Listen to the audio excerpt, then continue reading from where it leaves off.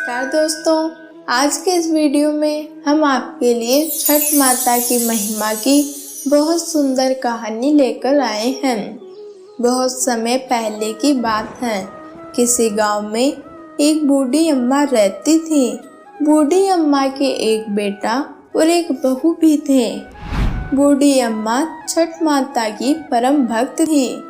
वह हर साल छठ माता का पूरी श्रद्धा के साथ पूजा कर व्रत किया करती।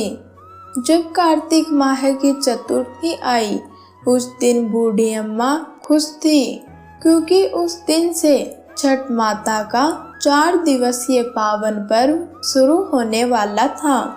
बूढ़ी अम्मा की बहू नए विचारों वाली थी। वह पूजा पाठ में जरा भी विश्वास नहीं रखती। एक दिन बूढ़ी अम्मा छठ माता का व्रत करने के लिए तैयारियां करते हुए अपनी बहू से बोली, बहू तुम भी छठ माता का व्रत करो। बहू बोली, मैं नहीं करूँगी कोई व्रत, ये सब बेकार की बातें हैं। आप इस उम्र में 3 दिन तक भूखी रहकर खुद पर ही मुसीबत लाओगी। भूखी रहने से क्या होगा? बहू की बातें सुनकर बूढ़ी अम्मा मुस्कुराते हुए बोली, बहू जब मेरी शादी हो गई थी तब मेरे कोई संतान नहीं हो रही थी।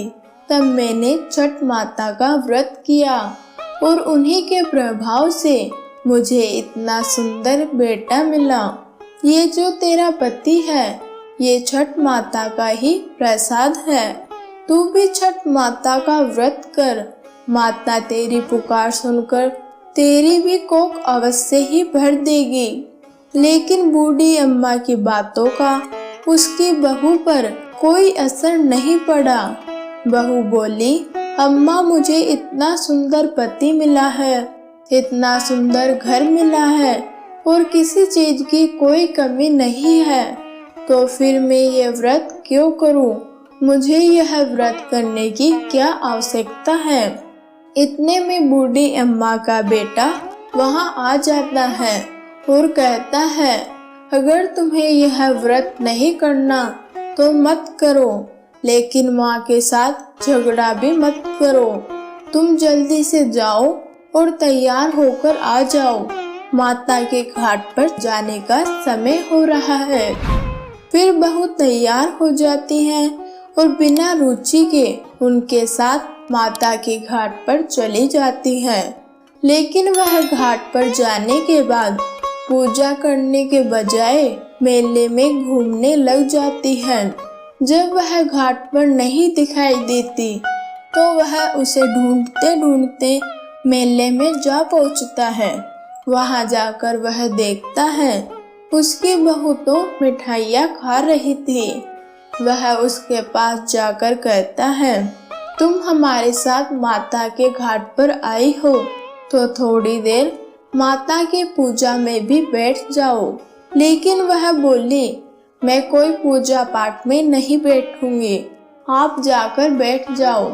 फिर वह वहां से चला जाता है और नदी में स्नान करने के लिए जैसे ही डुबकी लगाता है, वह उसमें डूब जाता है।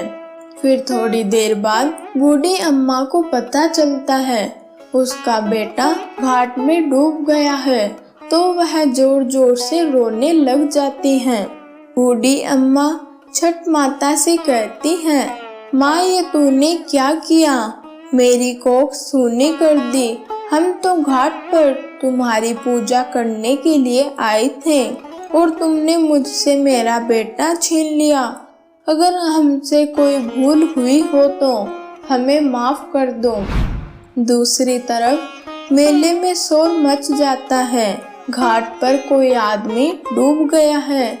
यह सुनकर बहू दौड़ी दौड़ी घाट पर आती है और देखती है उसके साथ जोर जोर से रो रही है और उसका पति डूब गया है। यह देखकर वह भी रोने लग जाती है और वहीं पर गिरकर रोते रोते अपनी सास को कोसने लगती हैं। माँ मैंने पहले ही मना किया था कि ये सब पूजा पाठ अंधविश्वास है। लेकिन आपने मेरी एक ना सुनी। यह देखकर वहां पर इकट्ठा हुए सभी भक्तजन माता से मन ही मन में प्रार्थना करने लग जाते हैं। रोते रोते बूढ़ी अम्मा भी घाट में कूदकर जान देने के लिए तैयार हो जाती हैं। इतने में घाट से तेज लहर किनारे की तरफ आती है और उसी लहर में बूढ़ी अम्मा का बेटा भी किनारे पर आ जाता है। यह सब देखकर वहां पर एकत्रित हुए सभी भक्तजन आश्चर्यचकित रह जाते हैं। थोड़ी देर में छठ माता प्रकट होती है और बोलती हैं, बेटी, मैंने तुम्हारी आंखों से अज्ञान का पर्दा हटाने के लिए तुम्हारे पति को नदी में डुबोया था। इस कलयुग में जो भी व्यक्ति मेरी पूरी श्रद्धा से पूजा कर कर पाठ करता है, मैं उसकी मनोकामना अवश्य ही पूरी करती हूँ। फिर माता यह सब कहकर अंतर ध्यान हो जाती हैं।